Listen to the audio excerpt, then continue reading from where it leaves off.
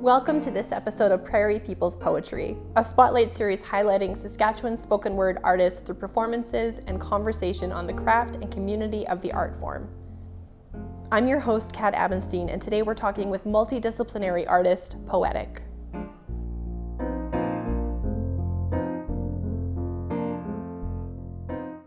Tanse Nitsikason Kevin Wesaquate, Poetik, Ochinia Piapot First Nation. My name is Kevin Wesaquate. I'm from Piapot First Nation. I'm a multidisciplinary artist. I got into art something like 15 years ago. My way in was with poetry.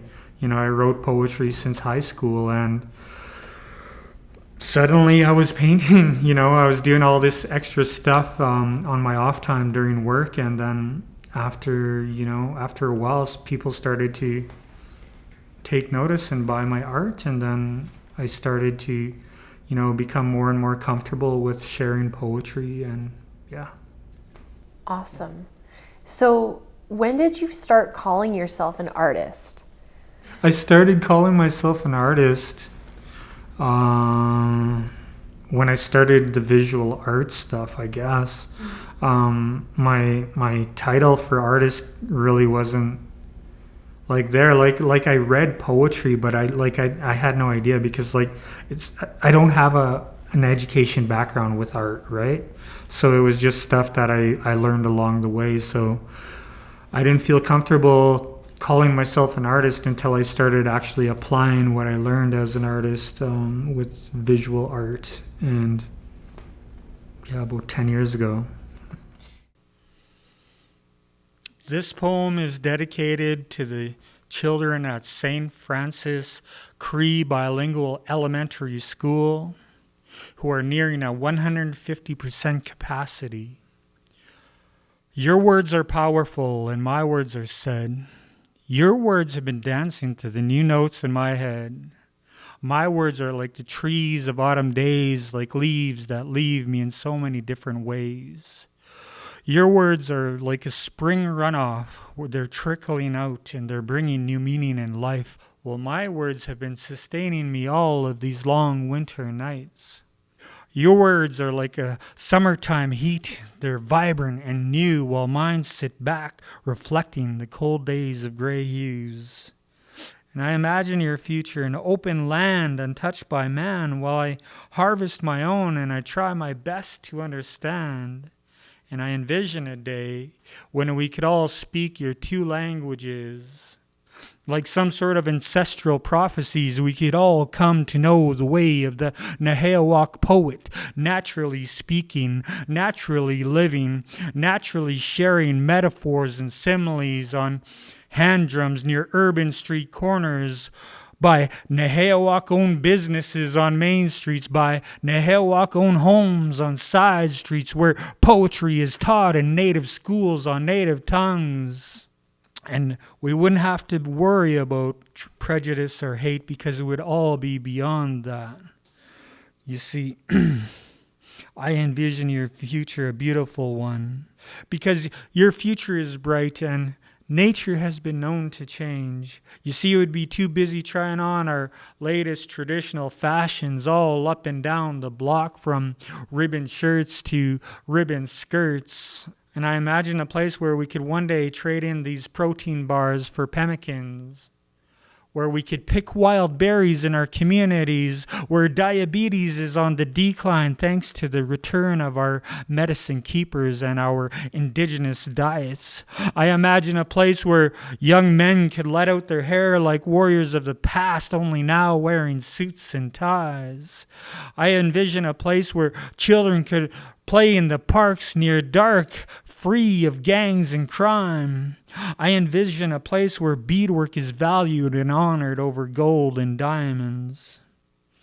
I envision a place where our elders are no longer suffering from homelessness and begging for change. You see, we'd house them in the best and place them on top of everything. And if a child only speaks their Nehiyaw tongue, we would regard them as royalty out here on these prairies, and it's you, young Native poets. I am honored to have been your momentary teacher of poetry, and I'm so excited to listen to you read out loud your wonderful words. It gives me hope, and it gives me so many reasons to be proud. Your words are valuable like a baby's first cries, and somehow I hope they help me realize that our short time together was well spent. And I'm glad to know that you could go on practicing your new poetry skills in 2 languages, as I only know this one. And you see, my belly is nearly full, and yours has yet to taste this beautiful world. So let your spoken words fancy dance near my inner eardrum and swift to my heartbeat.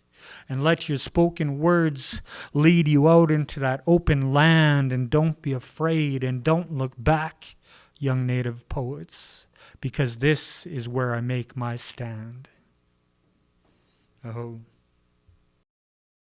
So, did you have mentors along the way, like people who taught you? So when I first started, I was like, I took my interest with art, and I turned it in, like, it was joy for me. So when I first started this whole art process, it was my jump into spoken word poetry, and I just kind of got into it by luck. They just started a spoken word scene in Saskatoon, and I was there, and they took over my poetry scene, so I had to join them. So they were my first mentors, listening to these other artists, and then they were doing these features where, even more professional spoken word artists were coming through, and I was blown away. I was inspired. That was my first mentorship, just by being there and applying my work and learning along the way.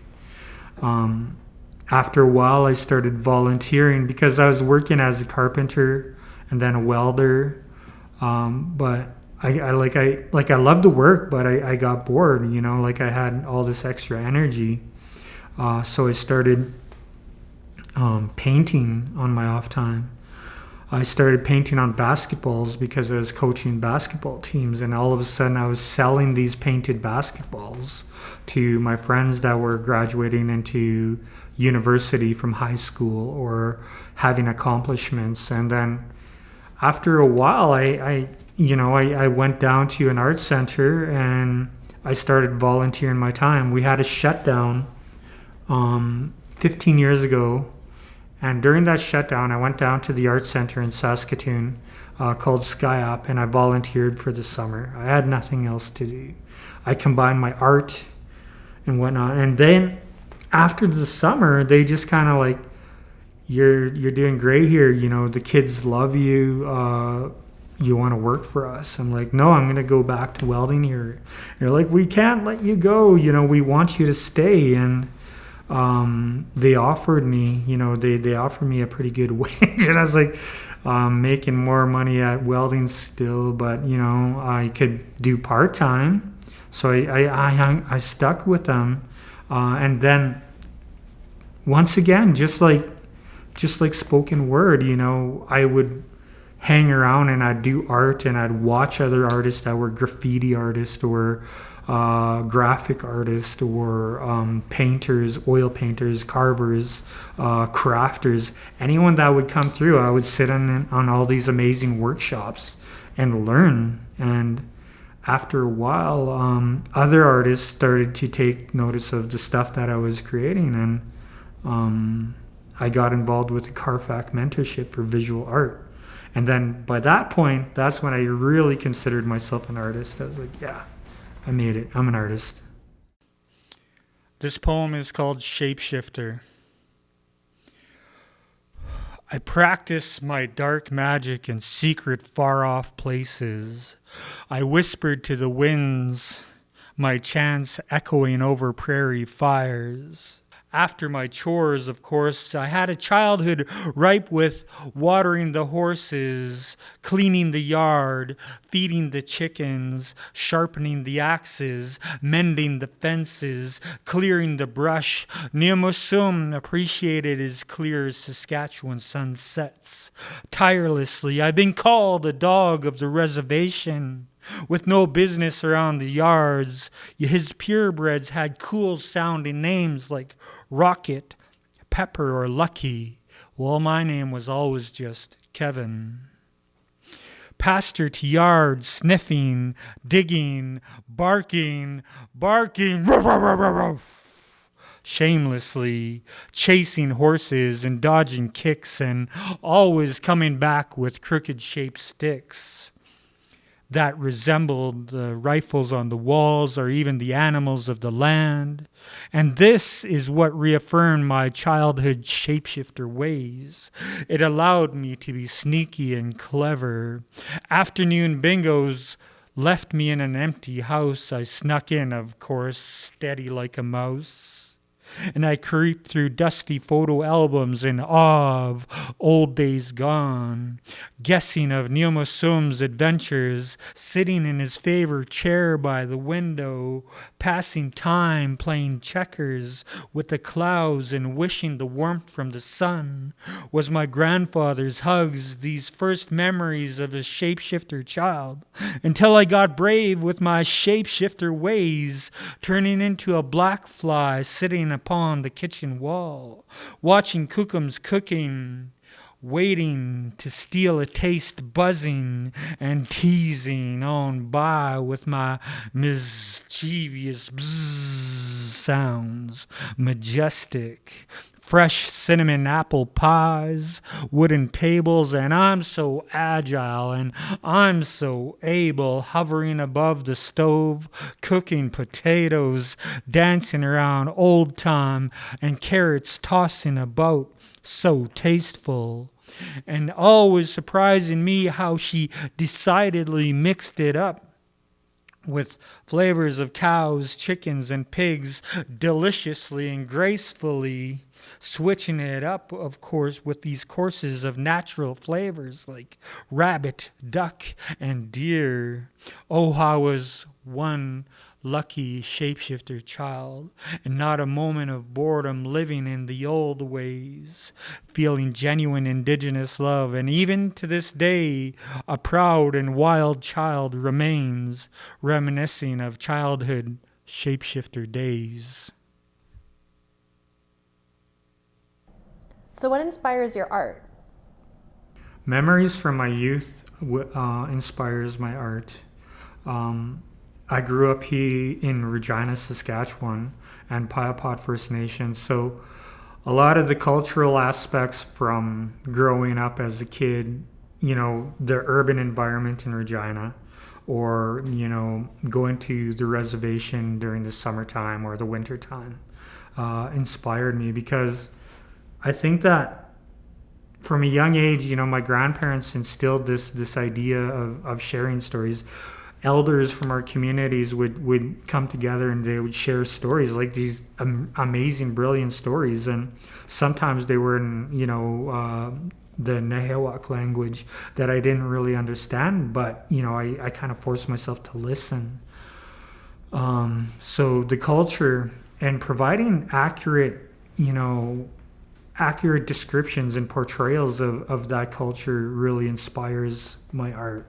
And I think that's important, because anyone that's doing visual art or anything has to be able to challenge themselves to tell those stories. You know, as artists, we're partially responsible for sharing our culture and our identities of who we are. And I kind of take that seriously, and you could hear it through my spoken word, through my visual art. I remember one particular incident where this soap carver was coming through Skyup, and he seen me doing this painting, and it was a painting of a transitionary period from the history of Piapot's people and the missionaries that came in through the community, and 2/3 of the community had passed away, and they did this traditional thing with birds where they hung, their deceased from trees, right? Because they couldn't bury them in the ground. Like, I'm not trying to get all cryptic here or nothing, but that's what that guy thought, though, when he seen my work, and he was concerned. He looked at me as like, what's wrong with you? Why are you doing that? I'm like, I'm trying to, depict and tell a story here. And he was like, come here. He's like, come and look at this. I'm going to show you something. He said, you could do a teepee the way you did a teepee, but make your teepee alive, don't make it so dark. And he said, you could draw something on the side of it, whatever kind of design. And then he said, you know how you have that fire that kind of burnt out? He said, we're going to put a fire there. And he drew a fire, and he was drawing, he was talking to me. And he was like, look at the smoke. And I could do a bear paw and a smoke, and I could do an eagle head. I was like, yeah, but, quite often we see those images, but what do they mean? Like, does that bear paw have any significance to your name or your identity? Does that eagle head that you drew in that smoke, does that have any significance to, who you are or what kind of story you're kind of telling? And I was like, and I think that it's a romantic kind of gesture of the culture. And just in that moment, I had this amazing realization that this is exactly what I'm doing. It's like, this is my transition into becoming, an artist. And it inspired me because I wanted to keep going. I wanted to get better. I wanted to try different types of art all the time. So what does your creative process look like? Like, is it different between your visual art and your spoken word? With spoken word, like when I want to do a spoken word piece, I want to be as accurate as I can, and I want to be able to tell my audience a story and educate them a little bit if I could, or inspire them. But I don't want to inspire them with wrong knowledge. I want them to have the best of my ability to research that topic and explain it as articulate as I could. So that's my process with that. So if I'm going into something, I'll go all in and I'll research it, and then I'll go through it over and over again until it just sounds right. You know what I mean? Like, until I feel comfortable saying it on stage. Your audience is a part of the editing process with spoken word and storytelling. Your audience will let you know, ooh, like, what are you saying there? You could feel that awkwardness happen through your spoken word poetry. So that's a part of my process as well. With visual art, it's a little bit different. It's different because, like I could complete a piece and then send it out, and then people might buy that piece. But, with like, will they want that piece again? Like, do they want that same style again? And since I'm always changing my styles, I kind of watch out for what people are liking from my work. And then I don't like to just cater to, okay, this is what they like. I'm going to do a bunch of buffaloes because that's what they like. I'm going to do a bunch of buffaloes because I like the history and the culture behind buffaloes. And I'm going to try to portray buffaloes in different mediums and different lights that hopefully inspire people or hopefully tell different stories of the people, right? Could you remain calm? I just need to ask you, could you remain calm? Because for some of our First Nation men who were tried for murder 135 years ago for protecting broken treaty promises, Emeyegamiga, where it went wrong. Could you sit back with the people who came in and took over your home? Could you remain calm when they told you to speak another language and you needed a written letter to leave a room with no access to the kitchen? Could you remain calm while they take your children? Could you remain calm while your children grew weak of hunger, while they fed themselves all the food? Could you remain calm while they break all the rules we created as equals? Could you remain calm when you look out a window to a yard you once taught your children all that's beautiful in this world? Could you remain calm when the land is destroyed? Could you remain calm when they fenced up and killed all the sacred animals that were once plenty like the stars? Could you remain calm when Mustahe Big Bear, was not heard? Could you remain calm while alcohol is served to young men who had never even seen a bottle in their lives? Could you remain calm when dysfunctional home is birthed right before your very eyes? Could you remain calm and respect leaders who swore to protect your families, sitting defeated, helpless, powerless, and full of shame? Could you remain calm when that shame is passed on to their sons, your sons, and the sons of today? Could you remain calm when they changed your beautiful poetic names? Could you remain calm when you fear for your sisters, your mothers, and your daughters? Could you remain calm when you stayed loyal to the treaty promises and they still seem to slap you in the face? Could you remain calm when you have to bury your family from sicknesses and starvation? And all the while they preach the word of a God who even had seemed to abandon them. Ameyegamiga, where it all went wrong.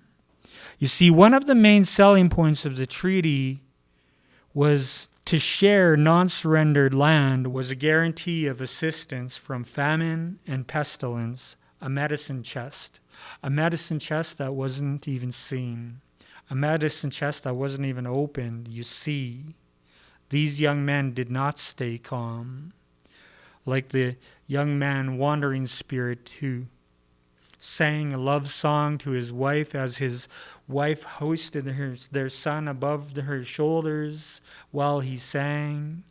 All these young men hung together and buried in a mass grave. These men deserve a day like today.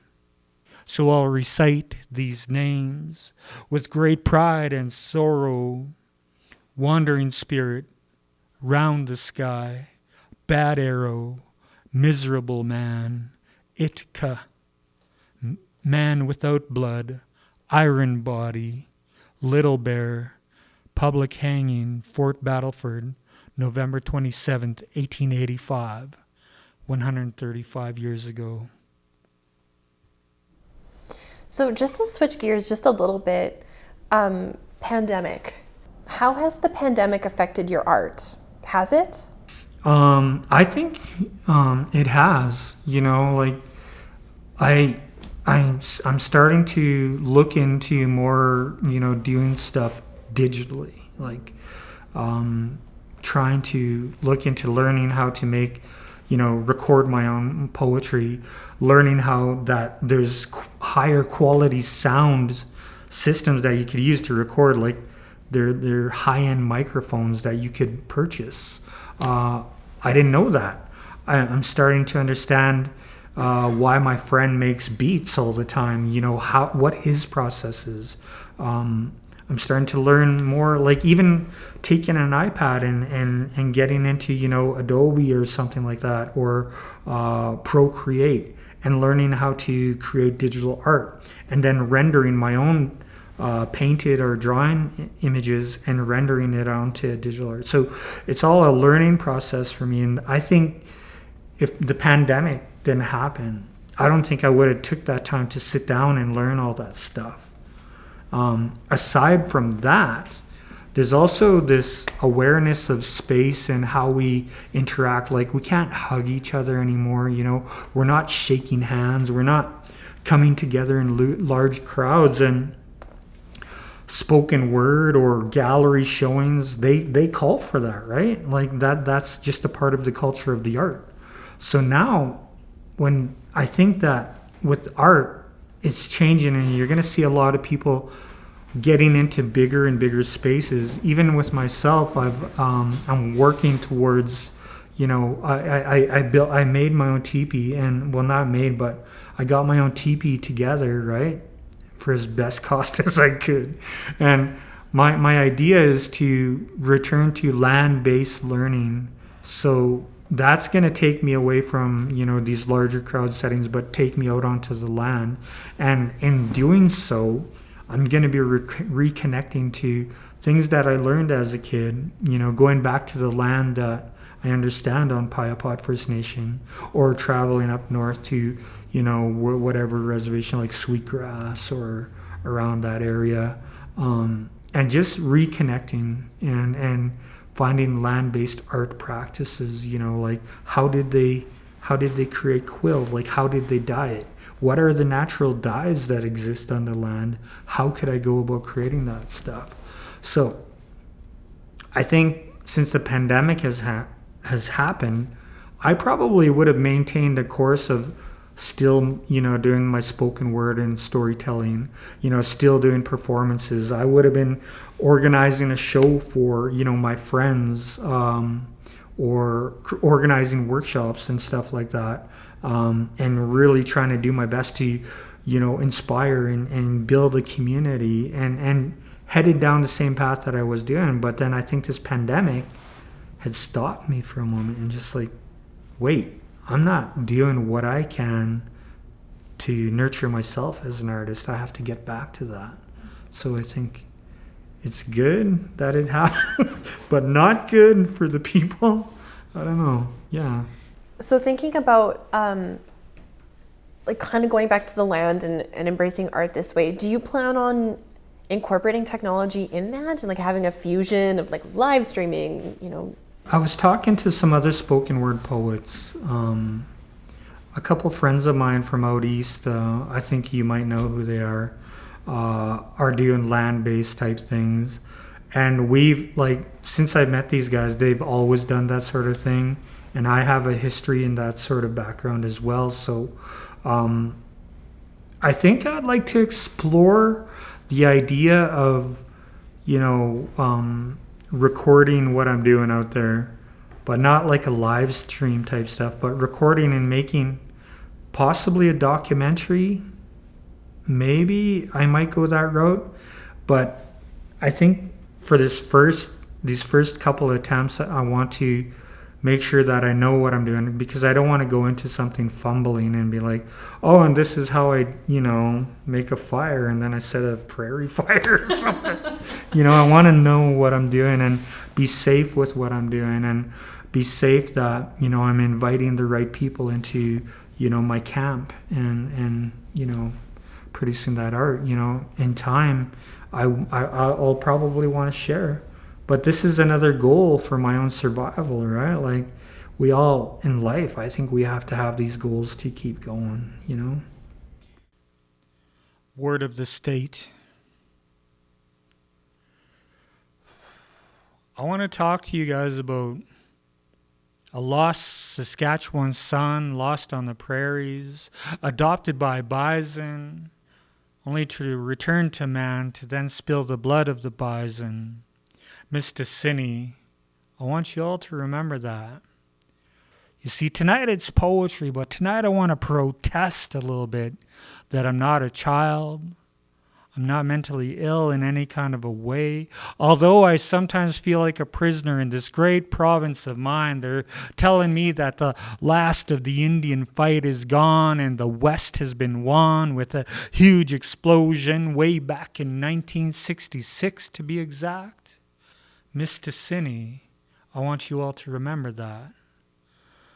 There's another likely sounding word, misrepresentation, but I hear they're using that word inside and outside of political arenas. They're using that word to create new taxes and policies. They're using that word to raise the cost of living, raise the gas prices, raise the food prices, to converting public health care systems into privatizations, to robocalling, to omnibus pushing, to just plain embarrassing the democratic frack out of our systems. And you see these waiting lists get longer and longer, and the sick are just not going to stop getting sick. And the natives are just not going to stop wanting to go to school. So where's all the snaps on that petro fool? And you see they're coming up with all of these grand plans, like let's create a pipeline from coast to coast, or let's create bigger jails, or let's create new labor recruitment strategies. But forget about all that for a moment. because it was this one tiny clause on the Indian Act that deemed me a ward of the state because I'm Aboriginal. Ladies and gentlemen, this genocide will not be televised, and we have the red man, oh so unusual, right? From Nahel Walk to mascots, from oranges to apples, straight from Indian residential school preferential. And unfortunately, I remember once my grandfather telling me never to speak Indian if I wanted to survive or appreciate success. Success like these political puppets out here who are dancing, trying to resurrect a Texan snake eye and eye for an eye mentality on this Canadian constitutional menu, this bloody, this no, this starve them out style, mini-me apartheid. You see, brothers and sisters, we now need to consider the political consciousness of the Canadian Indigenous awakened doing well, and we will remain idle no more. I mean, we all should remain idle no more. Now let's rewind time back a little bit, because you see, I found a huge rock, and eternally it bothers me that a sacred shrine of the Indian kind, petrified buffalo, aboriginal artifacts, a symbol of stone, a symbol of unity in between you and me, destroyed so we cannot see what exactly freedom means to me. So perhaps out there in the spirit world, my ancestors, our ancestors, are not putting each other away on little square pieces of land. We're not leading away each other's children by hand. We're not taking away each other's cultures, ceremonies, and beliefs, and we're most certainly not dynamiting each other's cultural landmarks and damming the Saskatchewan over it and calling it a lake, Lake Diefenbaker to be exact. You see, you're not going to find that in his storybooks, because we carry our stories orally. So what other kinds of goals do you have for your art? I want to mentor other artists. I want to, let other artists know that it's safe to, make mistakes. It's safe to, be insecure. I've dealt with insecurity, and I still do, in every other aspect of art. There's different things that happen within my art career that that lets me know that I'm an artist, but I'm not a professional artist. There's still so many things that I have to learn, and quite often I'm challenged. It's like, well, why didn't you go to university to study any of this stuff? It's like, I think my path is just learning as I do, learning it with my hands. That's the way I learned with carpentry. That's the way I learned with welding. And I think that's the way I'm going to continue to learn with art. If you could have one message to give people, what would that message be? Try not to limit yourself to, one style. Open your mind and learn other things, with art. Maybe down the road, you might not see it right away, and you might not be good at something, but it might help you to become an even better artist, or it might inspire your process to create, new and unique styles of art. I think that's what it's all about. I think as artists, we often have these writer's blocks or these creativity blocks. I think we have to just apply that energy into another area and keep going with it, and just don't quit. Yeah. Just one last question, and it's an open answered type question. What would you like to say? There's one teaching that I've learned from my community on Piapot First Nation, it's so popular amongst, I don't know how it is like in other communities, but Sahkihitok is a simple act of loving each other and uplifting each other. These are things that I've learned when I was a kid. My entire family's into it. my grandfather was the school bus driver for the reservation. When his bus broke down in the wintertime, he hitched up the horses and he went from house to house and he took those kids to school. We all embraced, bringing people into camp with us and sharing that teaching of loving each other and building each other up. And I think if you're going to give back, I think that's the way you should give back, is just by that one teaching alone, Sahkihitok. This has been Prairie People's Poetry with me, Cat Abenstein, as your host. Thanks to Poetik for his work, and thanks to you for tuning in. Make sure to like, share, and check out the other videos in our series. And be sure to let us know what you think. Thanks for supporting Prairie Poetry.